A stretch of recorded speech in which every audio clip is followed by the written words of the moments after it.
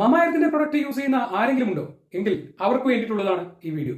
CDSCO central drug standard control ഓർഗനൈസേഷന്റെ റിപ്പോർട്ടുകൾ കിട്ടിയ സമയത്ത് കുറച്ച് ദിവസം അതിന്റെ പുറകെയായിരുന്നു. അവരുടെ NSQ എന്ന് പറയുന്ന ഒരു ലിസ്റ്റ് ഉണ്ട്, not of standard quality list. ആ ലിസ്റ്റിൽ ഒരുപാട് പ്രൊഡക്റ്റുകൾ ഉണ്ട്. കോസ്മെറ്റിക്സ് ഉണ്ട്, മെഡിസിൻസ് ഉണ്ട്, ഇഞ്ചക്ഷൻസ് ഉണ്ട്. അതിൽ ഓരോ പ്രൊഡക്റ്റും ഇൻഡിവിജ്വൽ ആയി പഠിച്ചുകൊണ്ടിരിക്കുകയാണ്. അങ്ങനെ പഠിക്കുന്ന കൂട്ടത്തിൽ ഒരു പ്രൊഡക്റ്റ് ആ ലിസ്റ്റിൽ കണ്ടു, മമായത്തിന്റെ daily glow light moisturising cream. ഇതുപോലുള്ള കമ്പനികളുടെ പ്രൊഡക്റ്റുകൾ ആ ലിസ്റ്റിൽ വരിക എന്ന് പറയുന്നത് കഷ്ടമാണ്. ഇനി എന്തുകൊണ്ടാണ് നോട്ട് സ്റ്റാൻഡേർഡ് ക്വാളിറ്റി ലിസ്റ്റിൽ ഇത് വന്നത് എന്ന് നമുക്ക് റിപ്പോർട്ട് നോക്കാം. റിപ്പോർട്ടിൽ NSQയിൽ പറഞ്ഞിരിക്കുന്നത് the sample does not conform to cosmetic rules 2020 for the standards of cosmetics എന്നാണ്.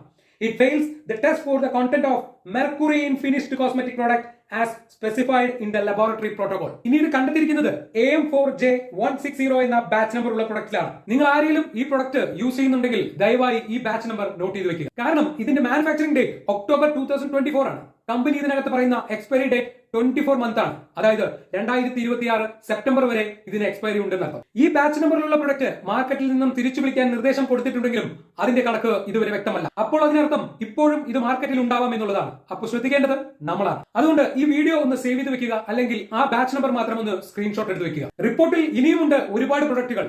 നിങ്ങൾ അറിയേണ്ടത് എന്താ നമുക്കറിയണ്ടേ?